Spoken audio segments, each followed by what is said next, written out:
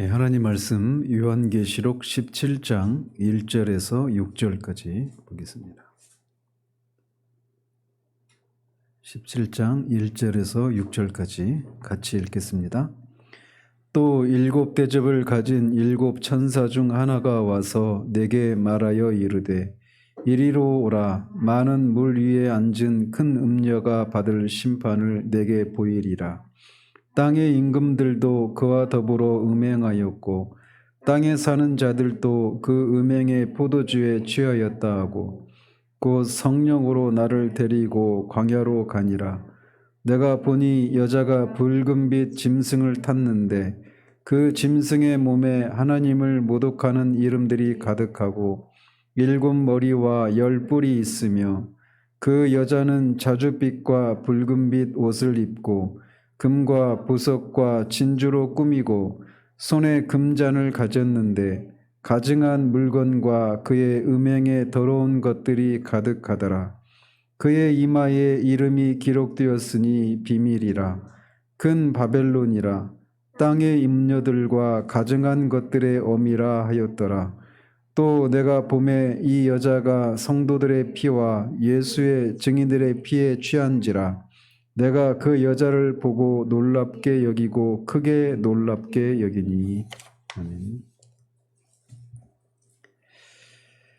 지난주까지 해서 우리는 세 종류의 일곱 심판에 대해서 모두 살폈습니다. 그러면서 이 마지막 부분에서 제가 이 세계 일곱 심판은 하나님의 심판이 악의 세력을 완전하게 제거하는 것이 그 최종적인 목적이 아니라 그 심판하는 최종적인 목적은 그냥 심판으로 끝나는 것이 아니라 궁극적으로는 새 예루살렘의 등장이 최종적인 목적이라고 말씀을 드렸어요. 그래서 이 세 종류의 일곱 심판은 이 바벨론의 멸망이라고 하는 것과 새 예루살렘의 등장이라고 하는 이 두 가지를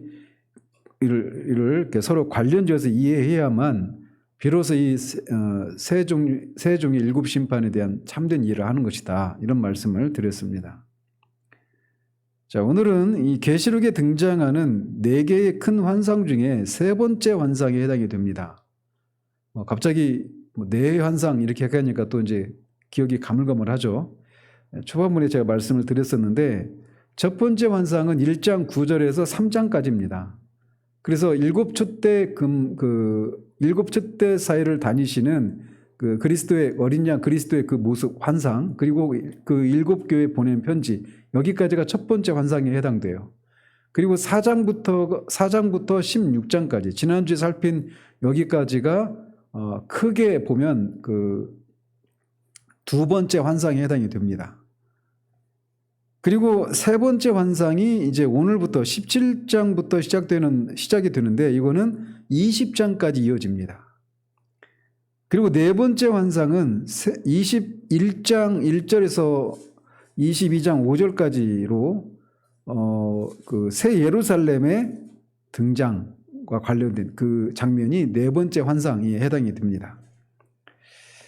그래서 이 세 번째 환상과 지난주에도 말씀드린 것처럼 이 세 종류의 일곱 심판은 그냥 그 심판 자체가 목적이 아니라 그 심판을 통해서 결국은 교회를 구원하고 새 예루살렘이 이 땅에 이제 그 임하는 거, 거기가 이제 그 심판이 지난 다음에 새 하늘과 새 땅이 열리고 거기에 새 예루살렘이 등장해서 새 예루살렘이 내려와서 거기에 이제 하나님이 어린 양과 하나님과 어린 양과 성도들이 영원한 그런 복락을 누리는, 이게 이제 요한계시록의 주제의 그 최종적인 목적지고 이 세상의 역사도 바로 그거를 향해 가고 있는 거예요. 자, 그러면서 지난주에 말씀드린 것처럼 이 바벨론에 대한 이 세 종류의 심판, 그리고 이거는 항상 이 새 예루살렘의 등장과 같이 관련져서 생각을 해야 된단 말이에요. 그래서 세 번째 환상 부분이 이 바벨론의 멸망에 대한 내용이 주를 이루고 있어요. 따라서 이것은 뒤에 이제 그 이어지는 새 예루살렘의 등장과 서로 상보적인 그런 관계를 갖고 있는 겁니다.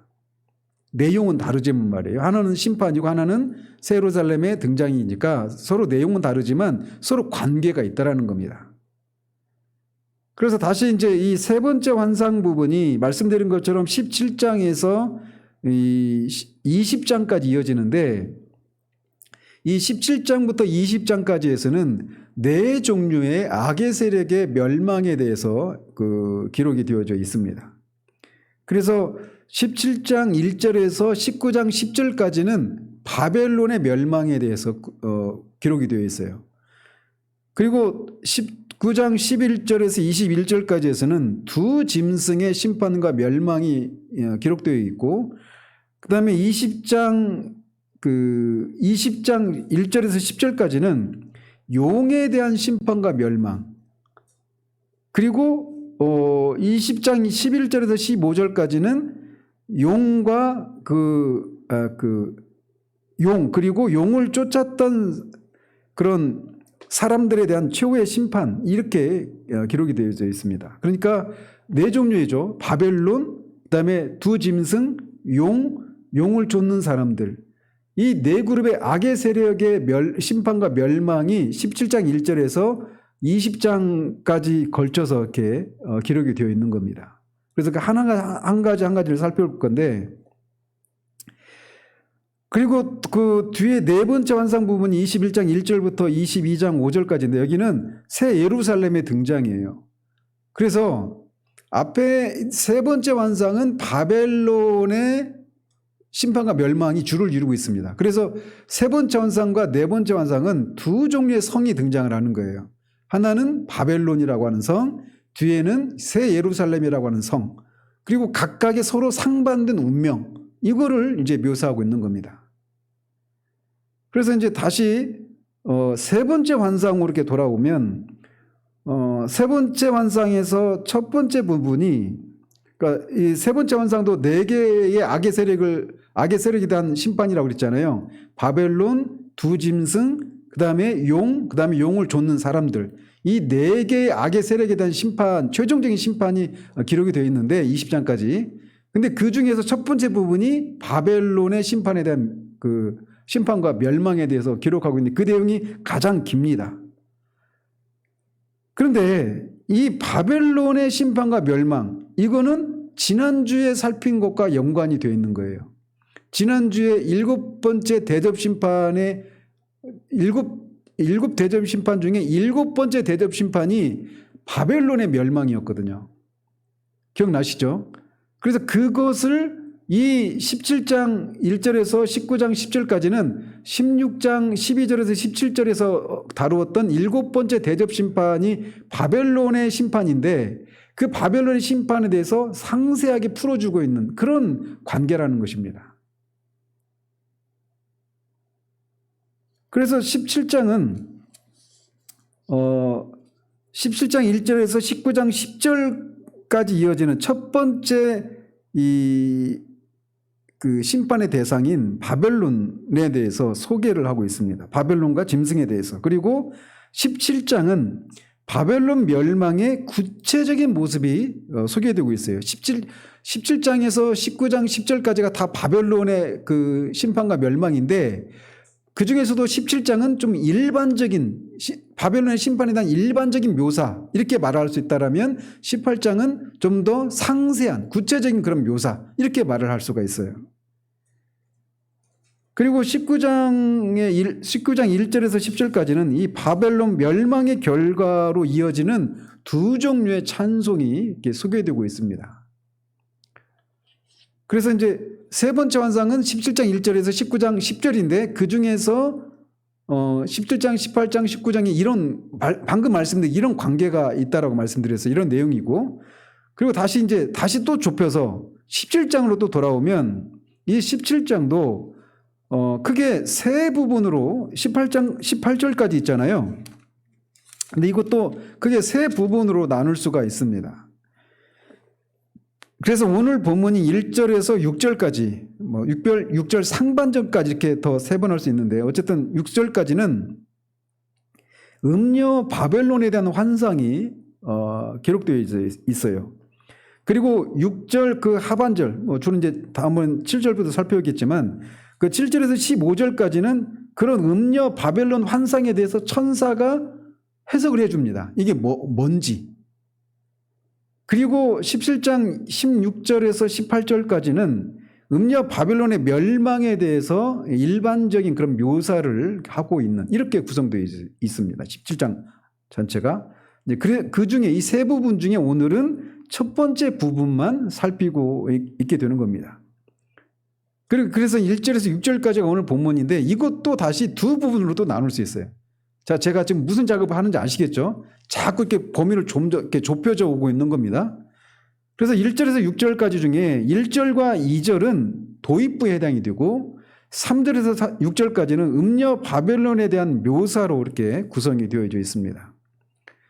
그래서 1절과 2절을 보면 같이 한번 읽어보죠.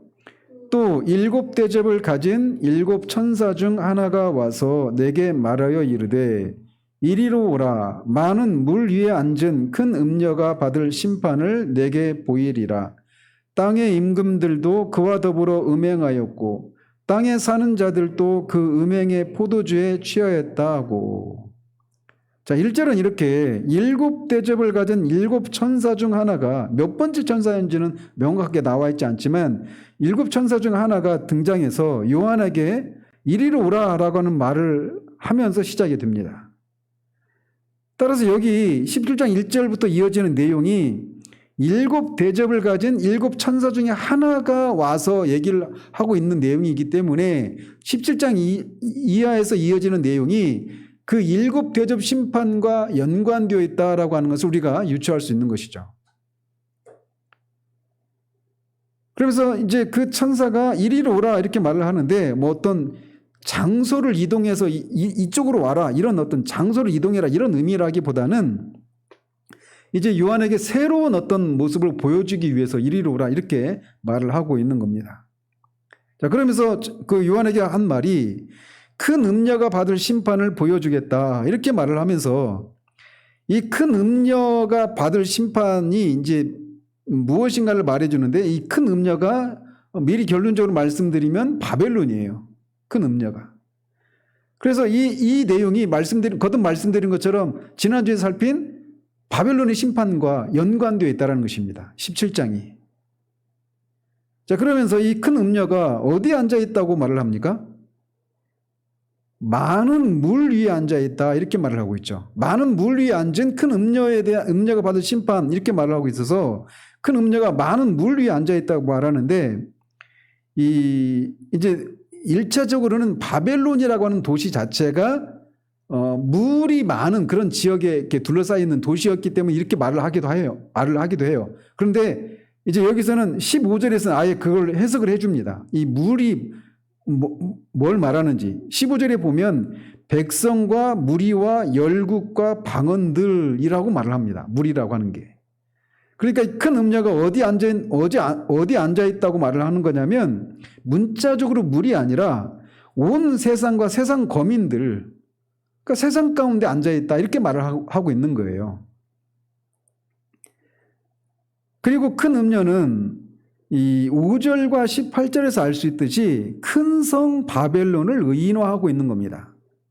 5절에서도 큰 성 바벨론이라고 하고 있단 말이에요. 바벨론이라고 명시적으로 말하고 있잖아요.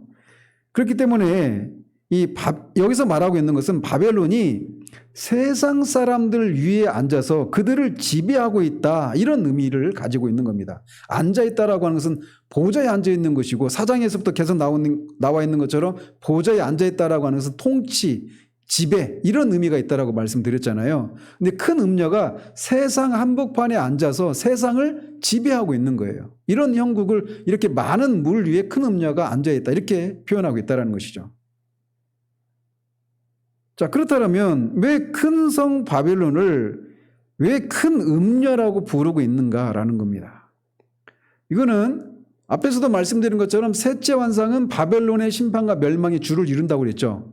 그리고 네 번째 환상은 뭐라고 그랬습니까? 새 예루살렘 성의 등장이라고 그랬잖아요. 그래서 새 예루살렘과 바벨론, 이 두 성을 비교하는 것처럼 이 바벨론 성에 앉아있는 큰 음녀와 새 예루살렘의 주인공은 누구냐면 어린 양과 어린 양의 신부예요. 그래서 그 어린 양의 신부는 그 새 예루살렘의 그 신부는 어린 양의 아내이죠. 어린 양의 신부로서 어린 양의 신부는 거룩하고 순수하고 이런 이미지를 준단 말이죠. 근데 그런 그 아내와 신부와 비교를 해서 큰 음녀, 바벨론에 앉아있는 큰 음녀, 이런 비교를 하고 있는 겁니다. 서로 대조되고 있는 거죠. 그뿐만 아니라 그들이 그 큰 음녀가 행하는 일이 뭐라고 말을 하냐면 바벨론이 땅의 임금들과 더불어 하나님에 대해 배역하는 행위로 음행을 자행하고 있다라고 말하고 있단 말이에요. 그렇기 때문에 여기서 말하고 있는 것은 이런 의미가 있는 거예요. 많은 물 위에 앉은 큰 음녀가 전 세계를 지배하면서 막강한 영향력을 행사하면서 땅의 임금들과 더불어서 음행을 행하는 존재다. 이렇게 말을 하고 있는 겁니다. 그래서 바벨론은 지난주에도 말씀드린 것처럼 1차적으로 로마를 가리킨다고 말씀드렸잖아요. 그런데 이제 궁극적으로는 세상을 하나님을 대적해서 음행을 행하도록 세상에 영향력을 행하는 어떤 주도적인 그런 도시, 이 당시에는 1차적으로 로마를 가리켰지만 이제 이게 세계 역사가 흘러가면서 언제나 그런 도시들이 있잖아요. 오늘날로 말하면 뭐 뉴욕이랄지 파리나 런던이랄지 이런 도시들이겠죠. 그래서 그렇게 그런 그 큰 음녀가 그렇게 세계의 어떤 주도적인 위치를 가지고 세상으로 하여금 하나님을 대적해서 음행을 행하도록 어떤 영향력을 행하는 존재, 이거를 큰 음녀 이렇게 말을 하고 있는 거예요. 자, 그러면서 큰 음녀가 어떤 일을 행하는지, 어떤 음행을 행하는지를 2절에서 구체적으로 말을 하고 있는데 땅의 임금들도 그와 더불어 음행하였고 땅에 사는 자들도 그 음행의 포도주에 취하였다. 이렇게 묘사를 하고 있습니다. 여기서 먼저 음녀 바벨론과 더불어서 음행을 행하는 자들은 땅의 임금들입니다. 그리고 그 음행의 포도주에 취한 자들이 땅에 사는 자들 이렇게 말을 하고 있어서 이 음녀의 음행에 동참하고 있는 사람들은 한결같이 어떤 공통점을 갖고 있느냐면 땅에 사는 사람들이다 이렇게 말을 하고 있어요. 결국은 이들은 다른 말로 말하면 불신자고 짐승을 경배하고 숭배하는 그런 자들이라고 말 수가 있겠죠. 그리고 17장 8절에 그런 표현을 가지고 말하면 창세 이후로 생명책의 그 이름이 기록되지 못한 사람들 이렇게도 말을 할 수가 있는 겁니다. 자, 그러면서 먼저 그러면 땅의 임금들은 뭐냐? 이걸 문자적으로 해석을 하자면 세상에서 실제로 자기 영토를 가지고 어떤 지배권을 행사하고 있는 그런 임금들 또는 통치자 이렇게도 말할 수 있어요. 그런데 좀 더 확대해서 말을 하자면 어떤 한 사회 또는 어떤 한 나라에서 어떤 지배층에 있는 사람들 이렇게도 말할 수가 있습니다. 그래서 그런 지배 계급에 있는 사람들이 여론을 주로 주도하잖아요. 그죠?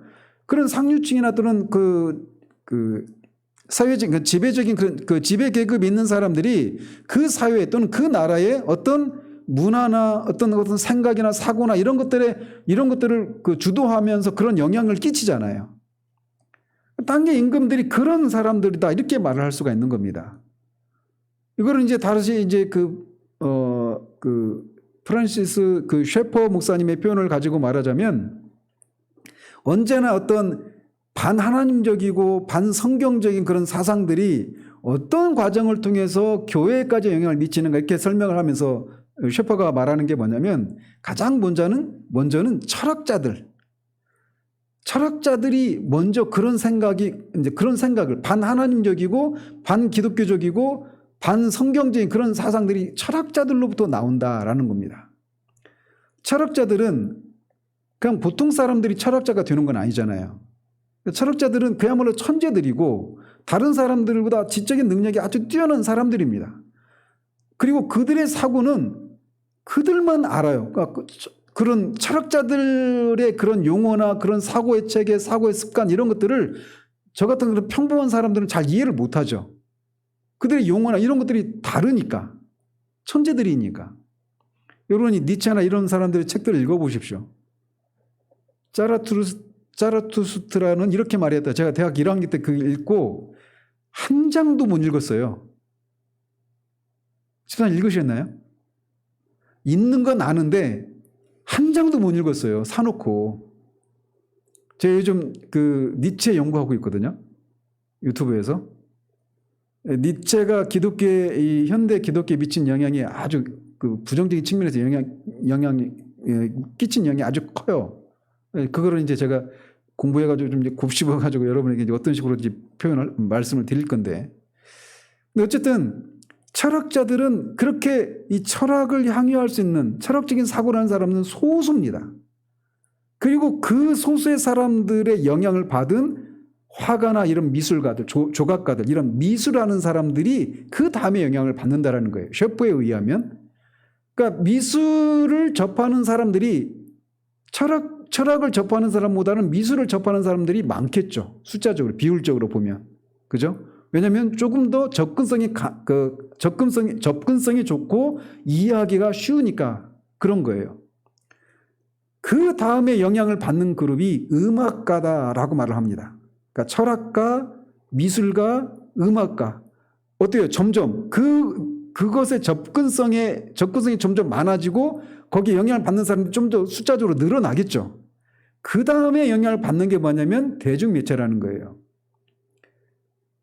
그러니까 여기서 말하는 땅의 임금들은 이런 소수의 이런 철학가나 또는 미술가나 음악가와 같은 한 사회의 어떤 정신과 사상과 어떤 문화와 어떤 생활 습관들 이런 것들에 주도적인 영향력을 끼치는 그런 사람들이라고 할 수가 있는 거예요.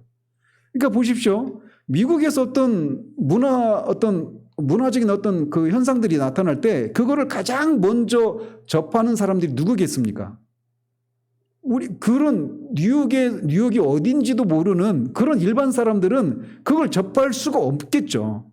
그러니까 우리나라에서 그런 어떤 미국에서 일어나고 있는 어떤 문화 현상들을 접할 때는 우리나라에서 그래도 힘기 하나 쓰고 좀 남들한테 어떤 영향력을 끼칠 만한 그런 위치에 있는 사람들이 그렇게 하는 거예요. 근데 이제 바벨론이라고 하는 어떤 주도적인 그런 한 도시, 거기에서 벌어지고 있는 그 음행이 이제 한 사회의 땅의 임금들이라고 묘사되고 있는 이런 사회 지배층이나 여론 주도층 이런 사람들에게 영향을 끼쳐서 그들이 또 이제 그 바벨론의 그 음행에 동참한다라는 거예요. 그 다음에 누구냐면 여기서 말하고 있는 것처럼 땅에 사는 자들이 그런 음행에 동참하게 된다라는 것입니다.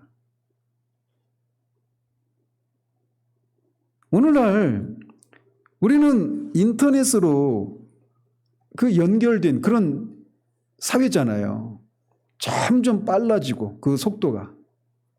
그러다 보니까 우리 세대의 그런 사상적인 풍조나 유행을 리드하고 있는 그런 대도시에서 일어나고 있는 이런 일들이 예전하고 비교할 수 없을 정도로 빨리 그렇게 급속도로 번져가고 공유가 되고 있는 현실들이 있단 말이에요.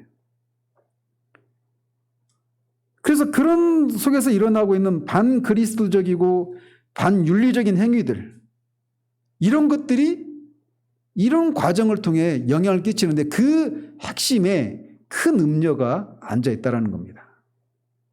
그래서 오늘날 배금주의, 성적인 타락, 동성애도 마찬가지예요. 동성애도 그렇고 차마 알고 계십시오.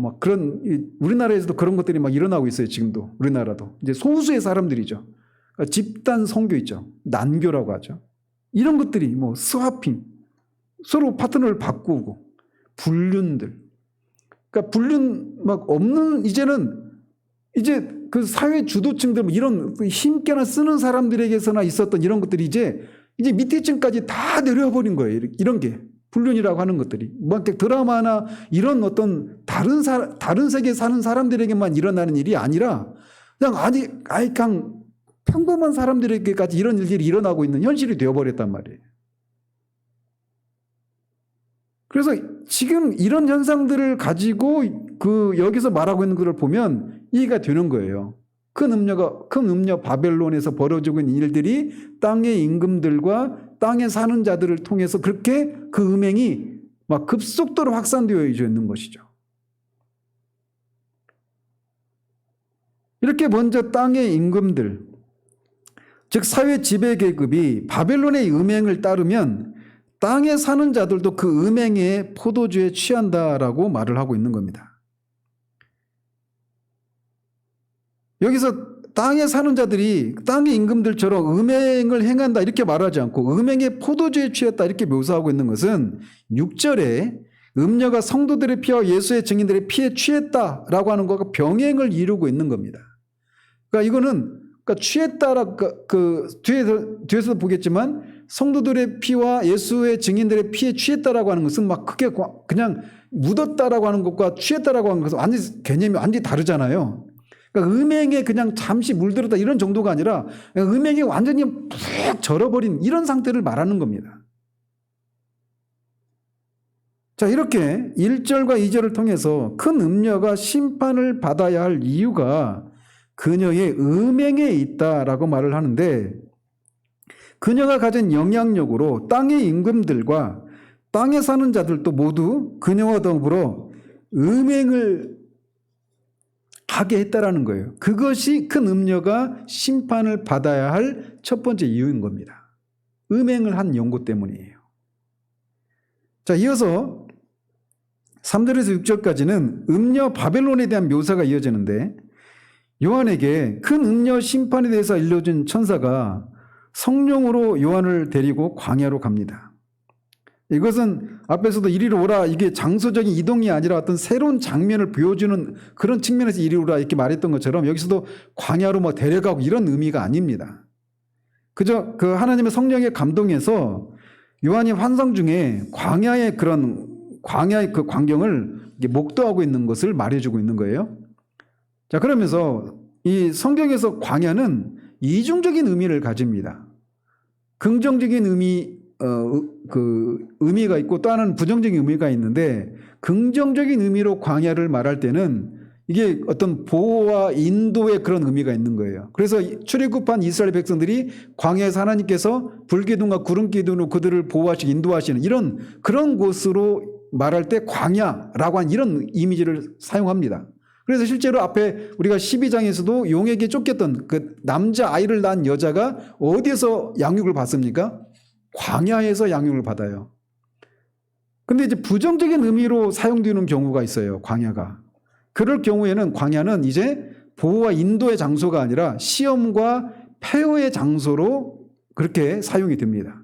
예를 들면 예수님이 40일 금식 기도하시면서 시험을 받으시죠. 어디에서 받아요? 광야에서 받습니다. 그런 것처럼 여기에는 후자에 해당되는 거예요. 그래서 사탄이 활동을 하고 있는 장소이기도 하고 사탄의 사주를 받은 큰 음녀가 거기에서 사람들에게 음행을 하도록 조장하고 있는 그런 장소, 이런 의미로 광야라고 말을 하고 있는 겁니다. 자, 그러면서 요한은 성령에 감동되어서 광야로 갔는데 거기서 그는 음녀를 봅니다. 그러면서 그가 본 음녀를 3절에서 묘사하고 있는데, 음녀는 붉은빛 짐승을 탔는데 그 짐승의 몸에 하나님을 모독하는 이름들이 가득하고 7머리와 10뿔이 있었다라고 묘사를 합니다. 자, 7머리와 10뿔 어디서 들었던 거죠? 이거는 앞에 13장 1절에서 언급된 바다에서 올라온 짐승을 묘사하고 있는 거예요. 그런데 그 다른 게 있다라면 붉은 빛을 띠고 있다라고 말하고 있다는 게 차이가 있어요. 13장에서 바다에서 올라온 짐승은 붉은 짐승이 이렇게 말하지 않거든요. 그런데 이 바다에서 올라온 짐승이 7머리와 10뿔을 갖고 있어서 그런 권세를 가지고 있다라고 하면서 상징한다고 말씀드렸잖아요. 근데 그 권세를 누가 줬다고 말을 합니까? 거기서 용이 줬다고 말을 해요. 용은 12장에서 용이 등장을 하는데 용은 붉은 용 이렇게 말을 하고 있습니다. 그러니까 이 13장 1절에서 언급되고 있는 바다에서 올라온 짐승이 붉은 짐승이다 이렇게 말하는 것은 용과 관련된 존재이기 때문에 이렇게 말을 하고 있는 거예요. 그래서 궁극적으로 큰 음녀가 올라타고 있는 짐승은 바다에서 올라온 짐승을 가리키는 거예요. 그러니까 큰 음녀와 바다에서 올라온 짐승은 서로 실체가 다른 존재죠. 그죠? 자, 그러면서 13장 1절의 짐승이 그때도 말씀드렸지만 1차적으로 어디를 가리킨다고 그랬습니까? 바다에서 올라온 짐승이. 1차적으로는 로마를 가리킨다고 그랬어요. 그래서 이거는 적 그리스도 세력을 가리키는 거예요. 그래서 하나님의 백성 공동체인 교회를 대적하는 어떤 정치 권력이나 어떤 그 국가, 이거를 바다에서 올라온 짐승 이렇게 비유한다고 그랬잖아요. 그런데 적 그리스도가 요한 사도의 사도 시대, 그때에도 이미 적 그리스도가 많이 나타났다고 말을 하고 있잖아요. 그래서 이게 그냥 말세에 소위 세대주의자들이 말하는 것처럼 7년 대환란, 문자적인 7년 대환란 그 앞둔 그 마지막 시기에 올라오는 그 짐승, 적 그리스도를 가리키는 게 아니라고 말씀드렸죠. 그래서 역사 속에서 이런 존재들이 있었잖아요. 늘 교회를 핍박하고 그런 정치 권력을 가지고 교회를 핍박하는 그런 존재들. 근래에는 뭐 스탈린도 있고 북한의 김일성이나 김정은이나 김정일 이런 존재도 그런 바다에서 올라온 짐승에 비견되는 존재들이라고 할 수 있겠죠. 그런데 이제 마지막 주님의 재림을 앞둔 때에는 이렇게 시대적으로 지역적으로 그렇게 어떤 권세를 행하는 그런 존재가 이제 전 세계를 다스리는 그런 한 존재가 나타날 것이다 라고 말씀을 드렸어요. 자, 그래서 이 당시 이 요한계시록이 기록될 당시에는 이 바다에서 올라온 짐승이 바로 누구냐면 네로로 상징되는, 네로로 대표되는 이 그 로마 제국이라고 말씀을 드렸어요. 자, 기억나시죠? 자, 그런데 궁극적으로는 말씀드린 것처럼 역사 속에서 하나님의 교회를 대적하는 그런 권세를 가진 정치인이나 국가 권력을 바다에서 올라온 짐승 이렇게 말을 하는 거예요. 그리고 그 역사의 그 주님의 재림을 앞둔 시기에는 그 존재가 그냥 어떤 이전에 그 있었던 그런 권력과 비교할 수 없는 세계를 아우르는 그런 권력을 가진 존재로 등장할 것이다. 이렇게 얘기를 했죠. 그래서 뭐 오늘날 뭐 단일 정부 이런 얘기를 하는 것도 그런 것과 관련이 있는 거예요. 자, 그러면서 이 짐승의 특징을 두 가지로 요약해서 설명하고 있는데, 하나는 하나님을 모독하는 이름들이 가득하다라고 하는 것이고, 다른 하나는 7머리와 10뿔을 가졌다라고 말을 하고 있습니다. 이 짐승이 앞에 그 13장 6절에서 하나님과 하늘에 거하는 자들을 비방하고 회방했다 이렇게 말을 하는데, 바로 이것을 통해서 그 짐승을 음녀가 올라타고 있어서 그 짐승이 하나님과 하나님의 백성들을 향해서 대적하는 그런 존재인 것처럼 큰 음녀도 그렇게 하나님과 성도들에게 호전적인 대적하는 그런 존재라고 하는 것을 암시해주고 있는 겁니다. 큰 음녀가 그 짐승을 타고 있는 것을 통해서 말이죠. 자, 그러면서 4절은 또 이렇게 묘사를 합니다. 같이 한번 읽어보죠. 그 여자는 자줏빛과 붉은빛 옷을 입고 금과 보석과 진주로 꾸미고 손에 금잔을 가졌는데 가증한 물건과 그의 음행에 더러운 것들이 가득하더라. 자, 그래서 앞에 3절에서는 주로 이제 권세와 관련된 그 큰 음녀가 큰 권세를 가진 것과 관련해서 묘사를 하고 있다라면 4절에서는 그녀가 자줏빛과 붉은빛 옷을 입고 금과 보석과 진주를 꾸미고 있다. 그리고 손에 금잔도 가졌다. 이런 것을 이렇게 말하고 있어요. 근데 이 요한이 요한계시록을 기록할 당시에는 자줏빛 옷이라고 하는 게 이게 뭐 제가 지금 정확한 기억이 없는 어떤 조개에서 어떤 이렇게 추출을 해가지고 그런 나는 그런 염료로 염색을 해가지고 만드는 옷이어서 되게 비싼 옷이었대요. 자줏빛. 자주장사 기억나시죠? 그 빌립보에 있었던 루디아, 그죠? 그러니까 뭐 지나가서 말씀드리지만 그녀는 그냥 보따리 장사 이런 개념이 아니에요. 굉장히 큰 사업가다라고 할 수가 있겠죠. 어쨌든 그래서 그런 자주색이나 붉은색 이런 것들은 부자나 또는 높은 신분의 사람들만 입을 수 있는 그런 옷이었어요.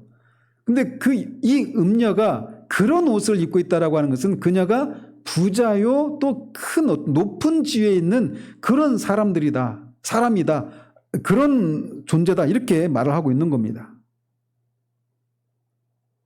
그리고 음녀가 금과 보석과 진주로 꾸미고 있다라고 하는 것은 이렇게 그녀가 자신이 가진 권세와 부를 가지고 이렇게 온갖 사치스러운 생활을 하고 있다. 그리고 사람들에게 막 삐까뻔쩍하게 어떤 매력을 느낄 수 있을 정도로, 호감을 느낄 수 있을 정도로 이게 치장하고 아름답게 꾸며지고 있는 이런 것을 묘사하고 있는 거예요. 이런 식으로. 그래서 그녀가 부자요, 권세가 있고 또 막 그런 아름다운 것으로 치장을 하고 있는데, 그리고 그녀가 금잔을 갖고 있는데 외관은 이렇게 화려하고 사람들에게 매력을 끌만한 그런 것을 가지고 있는데 금잔 안에는 뭐가 들어있다고 그래요? 그 안에는 가증한 물건과 그의 음행의 더러운 것들이 가득하다라고 말을 하고 있어요. 가증한 것이라고 하는 것은 주로 우상숭배와 관련된 것들이고, 음행의 더러운 것들은 우상숭배와 관련된 음행들을 가리키는 겁니다. 또는 우상숭배가 아니더라도 육체적인 어떤 음행을 행하는 것, 이것을 다 포함하는 거예요. 그래서 결국 이 여자가 그러니까 겉으로 드러난 모습만 보면 아름답게 치장하고 있어요. 그런데 내면적으로는 그냥 우상숭배와 음행과 같은 그런 더러운 것들로 가득한 그런 상태라는 겁니다. 그러니까 음녀가 겉도 사람들이 막 혐오할 만한 그런 것으로 사람을 꼬이려고 하면 사람들이 꼬이지 않잖아요. 그러니까 겉으로도 이렇게 화려하고 사람들에게 매력을 발산할 만한 그 사람들에게 그 매력을 호소할 만한 그런 것으로 꾸미고 있다라는 거예요. 근데 내면은 가증스럽고 더럽고 음행으로 가득하다라는 것입니다. 마치 천루역정에서 크리스찬이 그 허영의 시장을 통과할 때 그 시장에서 팔고 있는 그런 물건들이 막 멀리서 보니까 막 삐까뻔쩍하고 막 그렇게 됐는데 가까이서 가서 보니까 너무 허접한 것들이었잖아요. 그런 것과 같은 것이죠. 외관은 화려하고 사람들한테 호감을 느낄 만한 그런 것들인데 그 안에는 막 더럽고 음란하고 추접하고 이런 것들로 가득하다라는 것이죠. 자, 이게 앞에서도 땅의 임금들과 땅에 거하는 자들, 땅에 사는 자들이 그런 그 큰 도시에서 행해지고 있는 그런 문화와 이런 것들을 여론 주도층이나 그 지배층들이 그런 것들을 먼저 도입해서 그것을 즐기고 누리는 이런 것들을 왜 합니까? 그 사람들이 심리에 그런 게 있잖아요. 유명하고 어떤 사회적인 지위가 있고 그런 셀럽, 소위 말 셀럽들, 그런 인플루언서들, 이런 사람들이 하고 있는 것을 하면 내가 그 사람들과 같은 멋지고 뭔가 좀 세대를 앞서가고 있고 뭔가 좀 진부한 그런 사람처럼 보이고 이런 게 있잖아요, 사람들에게. 그래서 그 사도행전 16장, 17장에도 보면 아테네 사람들이 한 가지 습성이 있죠. 뭐예요? 새로운 것이 아니면 들으려고 하잖아요. 자기 시간을 내지 않으려고 하는 겁니다. 사람들이 뭐 진보 얘기하는데 진보가 가지고 있는 특징이 뭐냐면 기존에 있는 모든 질서와 권위와 이런 것들을 혁파하는 것이 진보의 핵심이에요. 그러니까 어떤 전통과 어떤 사회적인 터부와 이런 것들은 깨는 것이 진보주의자들이 지향하는 것이란 말이에요. 그러니까 남녀 간의 이성 간의 사랑, 그거를 금지하고 있는 사회적인 터부, 동성애를 깨는 게 아주 진보적인 그런 사고를 가진 사람이고 오픈 마인드를 가진 사람이고 아주 세련된 그런 사람이다, 이런 생각을 갖는 것이죠. 그래서 자꾸 그런 것들을 도입하려고 하는 겁니다. 근데 그런 사람들이 누가 해요? 주로 주도층에 있는 사람들, 땅의 임금들이라고 표현하는 그런 사람들이 하는 거예요. 그리고 그런 것들을 통해서 점점 아래로 땅에 사는 사람들이라고 표현된 그런 사람들의 영향을 받는 그런 대다수의 대중들이 그런 영향을 받게 되는 거예요. 그런 순서를 통해서 말이죠. 그래서 이게 세상에 그 사람들이 남들보다 좀 더 앞서고 남들보다 세련되고 그러기를 바라는 마음이 막 있는 거예요. 여러분들이 그 사극이나 이렇게 보면 뭐 사극이라고 해서 뭐 조선시대, 고려시대 이런 게 아니라 뭐 일제시대 때 이런 때 보면 이런 표현들 많이 들으셨죠. 신여성. 그죠? 뭐 그 자유주의 연애, 자유연애 이런 얘기 들었잖아요. 그러니까 마치 그런 것을 하지 않으면 신여성의 반대는 뭐예요? 구닥다리 여성이에요. 구여성. 자유연의 반대는 뭐예요? 아니 구속되고 속박되고 어떤 사회 터부와 금기 이런 것들이 쩔쩔 이렇게 매여 있는 자유를 박탈한 속박 아래에 있는 이런 것을 연상한단 말이에요. 그런 프레임을 통해서 그것을 앞서 있는 것을 하지 않으면 나는 시대에 뒤진 사람이 되어버리는 거예요. 그래서 그런 그 시대를 다룬 그런 드라마나 영화들 보면은 다 그냥 말 그대로 그냥 정조 개념 이런 게 다 없습니다. 근데 그게 그 사람들이 우리나라 일제시대 때 그런 풍조를 누가 가져왔어요? 일본에 유학 간 사람들이 가져온 거거든요. 신문물. 그러니까 항상 이런 식으로 오는 거예요. 그래서 사람들이 그런 시대 풍조의 시대 흐름에 뒤떨어진 사람으로 보여지지 않으려고 하는 그런 것들을 그런 욕망 그런 것과 맞물려 가지고 이런 일들이 진행된단 말이죠. 자, 그러면서 5절은 그의 이마에 이름이 기록되었으니 비밀이라 큰 바벨론이라 땅의 음녀들과 가증한 것들의 어미라 하였더라 이렇게 묘사하고 있습니다. 자, 계시록에 이마에 이름이 기록됐다 이런 비슷한 표현들이 있죠. 이마에 인을 친다 이렇게 말을 하잖아요. 그래서 이마에 인을 치는 경우가 두 경우가 있어요. 두 경우. 하나는 하나님의 종들에게 치는 하나님의 인이 있고 하나는 짐승의 경배하는 짐승을 경배하고 숭배하는 그런 사람들이 받는 인이 있어요. 그 사람들은 이마와 오른손에 또 받죠.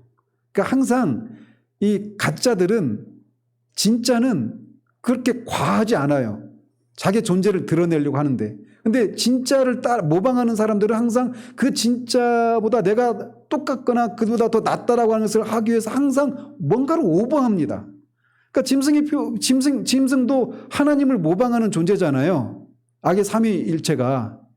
그래서 하나님은 이마에만 인을 치는데 이들은 이마와 오른손에까지 막 인을 치는 거예요. 근데 어쨌든 이런 두 종의 인침이 있는데 그 인침의 본질은 뭐예요? 이 사람은 내 거다 이런 거잖아요. 하나님의 종들에게 받는 인은 이 사람들은 하나님의 종이다. 하나님의 것이다. 이런 표로 인을 치잖아요. 짐승의 표도 마찬가지고. 그런데 여기 17장 5절에서는 그렇던 소유의 개념이 아니라 그 이마에 써 있는 이름은 그 여인이 어떤 사람인지 그 여인의 본질을 말해준다라는 것에서 차이가 있다는 겁니다. 앞에는 그런 것이 어떤 소유의 개념이라면 여기서는 그 사람의 특징과 본질을 나타내준다라는 거예요. 자, 그러면서 그녀의 이마에 비밀이라고 하는 이름이 기록되어 있다라고 말을 합니다. 비밀은 여기서 미스테리어스라고 하는 단어가 여기서 나오는 거예요. 미스테리온이라고 하는 헬라어 단어가 이제 영어로 이렇게 발전한 건데 여기서 비밀이라고 하는 것은 오랫동안 감춰져 왔지만 이제 마지막 때가 되어서 그 의미가 드러난다. 이런 거를 비밀이라고 하는 겁니다. 그러니까 오랫동안 감춰졌다가 마지막 때에 이렇게 드러나는 거. 이거는 이제 계시라고도 말을 하기도 하고 비밀이라고 말을 하기도 하는 거예요. 자, 그런데 그런 의미로 비밀이라는 거예요. 그러니까 음녀의 이마에 비밀이라고 하는 이름이 섞여져 있는 거예요. 왜 그녀를 비밀이라고 하는 이름이 기록되어 있을까요? 그러니까 겉으로 보면 이 음녀가 화려하고 부자고 권세가 있고 사람들한테 매력이 있고 호감이 있고 뭔가 세련되고 뭔가 앞서가고 사람들의 그런 속박 이런 것들을 다 해방시켜줘서 인간성의 그런 충만함을 가져다주는 어떤 그런 존재처럼 보인단 말이에요. 근데 사실은 그것을 통해 하나님의 심판을 받게 된다는 겁니다. 그러니까 그런 여인의 실체가 이제 마지막 때에 확연히 드러났다라고 하는 의미에서 비밀이다 이렇게 말을 하는 거예요.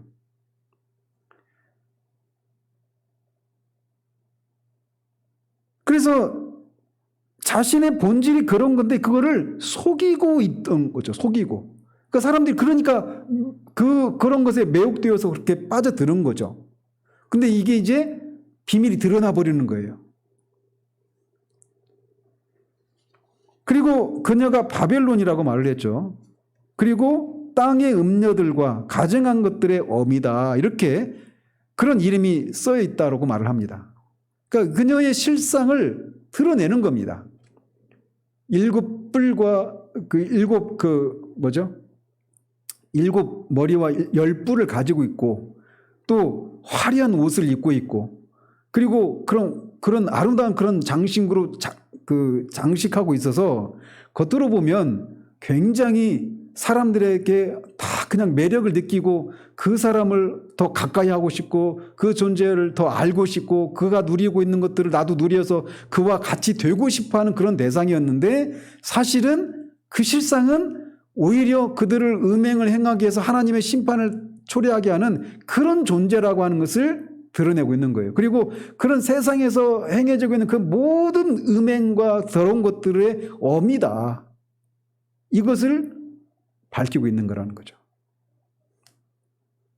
그래서 이 공동 번역에서는 이거를 이렇게 번역을 합니다. 그리고 그 이마에는 온 땅의 탕녀들과 흉측한 물건들의 어미인 대바벨론이라는 이름이 상징적으로 기록되어 있습니다. 이렇게 번역을 합니다.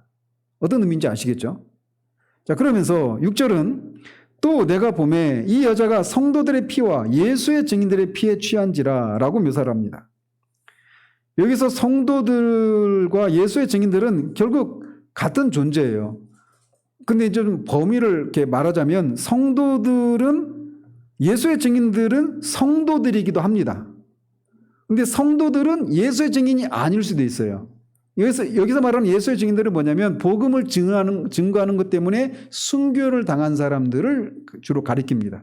그러니까 성도들이 다 그렇게 되는 건 아니잖아요. 그래서 성도들과 예수의 증인들의 피는 이런 차이가 있는 거예요. 자, 그러면서 그들이 피에 취했다라고 말하고 있는 겁니다. 이 음녀가.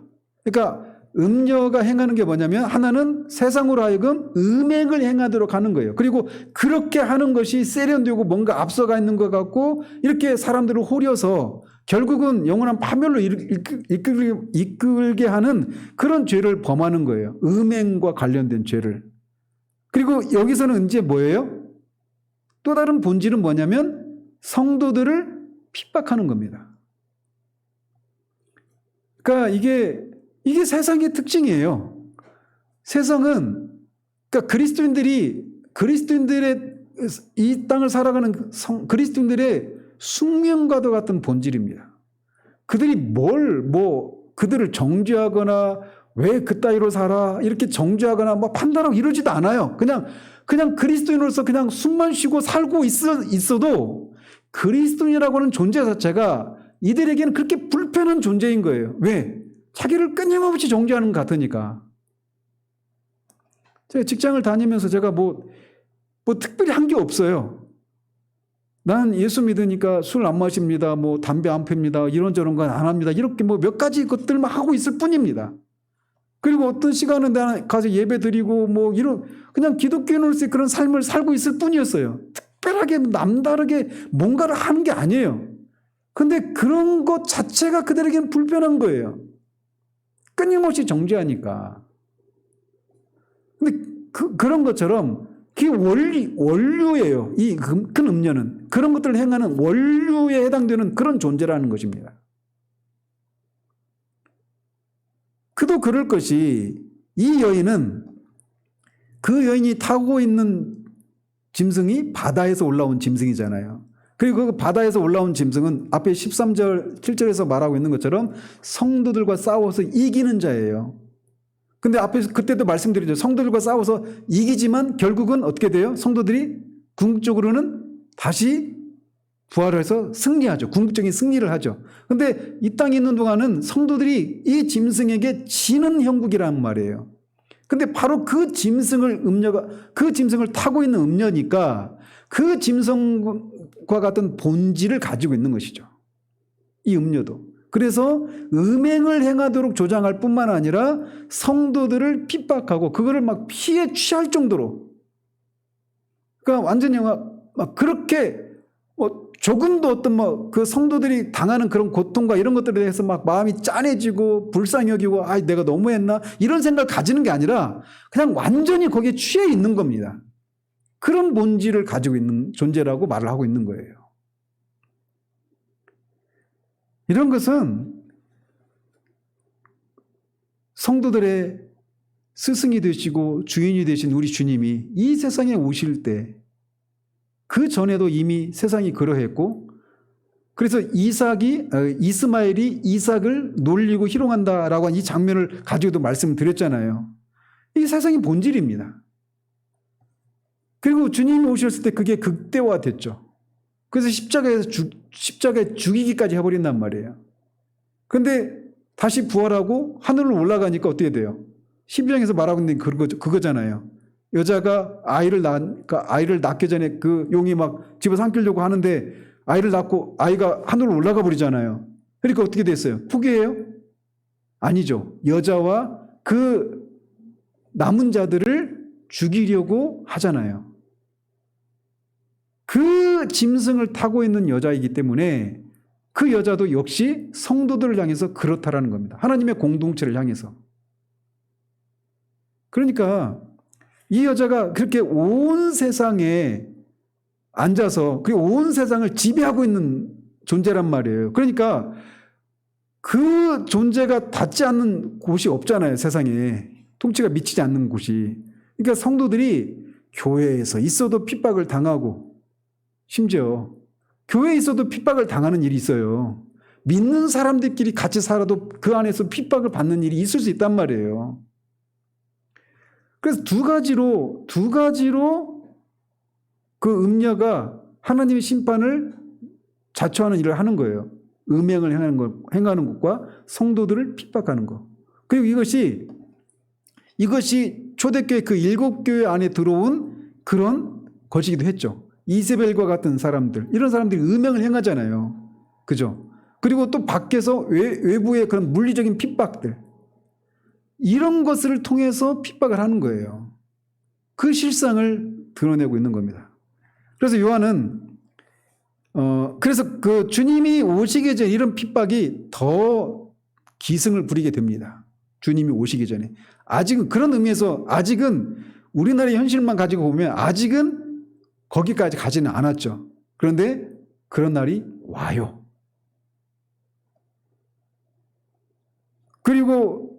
그래서 그런 핍박이 있을 때 어떤 일이 일어날까요?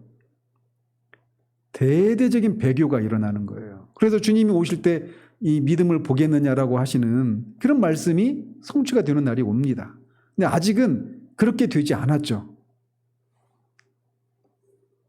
그러면서 요한은 그 여자를 보고 놀랍게 여기고 크게 놀랍게 여겼다라고 말합니다. 요한이 그 여자를 보고 놀란 것은 그녀가 성도들과 예수의 증인들의 피에 취한 것을 보고 그녀의 너무나 끔찍하고 상상을 초월하는 가증한 모습 때문에 그렇습니다. 겉으로 보면 굉장히 고귀하고 아름답고 세련되고 그렇게 모든 사람들이 흠모할 만한 그런 것을 가지고 있는데 이렇게 피에 흠뻑 취하고 있을 정도 그런 성도들을 향해서 그렇게 강포한 그녀의 모습을 보고 놀랍게 여기지 않을 수 없었던 것입니다. 그래서 그런 요한에 대해서 왜 그렇게 놀래? 라고 하면서 천사가 해석을 해주는 거예요. 그리고 그런 현실 앞에서 그런 음녀의 권세와 그의 술수와 그런 핍박 앞에서 도무지 옴짝달사가 할 수 없을 것 같고 도대체 이것이 영원히 끝나지 않을 것 같은 그런 두려움들이 답답함이 무력감이 있잖아요. 그런데 그게 영원히 지속되지 않는다라는 겁니다. 그것이 17장에서 19장까지에서 말하고 있는 거예요. 큰 성 바벨론이 하루아침에 무너져 버립니다. 영원히 이런 상태가 지속될 것 같은데 하루아침에 무너져 버리는 거예요. 철옹성같이 그렇게 영원히 철권 통치를 행하고 사람들로 하여금 음행을 하도록 해서 그렇게 하나님의 심판을 자초하게 만드는 그런 일을 하는 것이 계속 지속될 것 같지만 그렇지 않다라는 거예요. 끝이 있다라는 겁니다. 그러니까 성도들의 입장에서 보면 그런 것들에 우리가 합류하지 않으면 뭔가 내가 뒤처진 사람 같은 이런 생각들을 가질 필요가 없는 거예요. 성결하고 거룩한 삶을 순결한 그런 삶을 살아야 되는 것이죠. 이 음녀와 같이 겉은 화려하지만 내면은 음탕하고 그런 강포하고 이런 잔인하고 이런 모습이 아니라 새 예루살렘에 있는 어린 양의 아내와 같은 거룩하고 순수하고 순전한 그런 모습으로 드러나기를 힘써야 하는 것이에요. 그리고 그런 날이 온다라는 겁니다. 우리 여기서 벗어날 수 없을 것 같지만 이 큰 음녀가 무너지는 날이 와요. 이 모습을 보고 놀란 요한을 향해서 천사가 뭐라고 말하는지 이건 다음 주에 살펴보도록 하겠습니다. 기도하겠습니다. 하나님 아버지, 요한이 보고 놀라고 또 놀랄 수밖에 없었던 그 음녀의 실상을 우리가 살펴보았습니다. 이것이 그냥 어떤 만화 속에서나 등장하는 소설 속에서나 등장하는 이야기들이 아니라 그대로부터 지금까지 계속해서 그리고 앞으로도 이 세상에 어떤 영향을 끼치는 강력한 그런 도시와 그런 도시에서 행해지고 있는 각종 하느님을 거스르는 반기독교적이고 반성경적이고 반그리스도적인 그런 각종 음행들 이런 것들이 자행되고 또 그런 것들은 점점 더 증폭되어 갈 것입니다. 그런 흐름에 합류하지 않으면 뒤처진 사람처럼 보여서 결국은 조금씩 지붕 위의 바이올린에 나오는 그 주인공처럼 자기가 지키려고 했던 그런 신앙의 영역들이 전통이 하나씩 무너져 내리는 그래서 스스로 자유하는 그런 모습으로 우리가 이 땅을 살지 않는 우리들 되기를 원합니다. 이 음녀가 결국은 멸망하는 때가 심판을 받아 멸망을 당하는 때가 있음을 알고 우리를 음행으로 또는 물리적인 핍박을 통해 예수님의 증인으로서의 그런 삶을 살아가지 못하도록 이렇게 저렇게 회유와 압박을 가할 때 우리가 거기에 무릎 꿇는 우리들 되지 않도록 하나님 도우시옵소서. 그 음녀와 같은 존재가 아니라 어린 양의 아내로서 거룩하고 순결하고 깨끗한 그런 모습으로 드러나기를 힘쓰는 그런 우리들 될 수 있도록 도우시기를 원합니다. 예수 그리스도 이름으로 기도합니다. 아멘.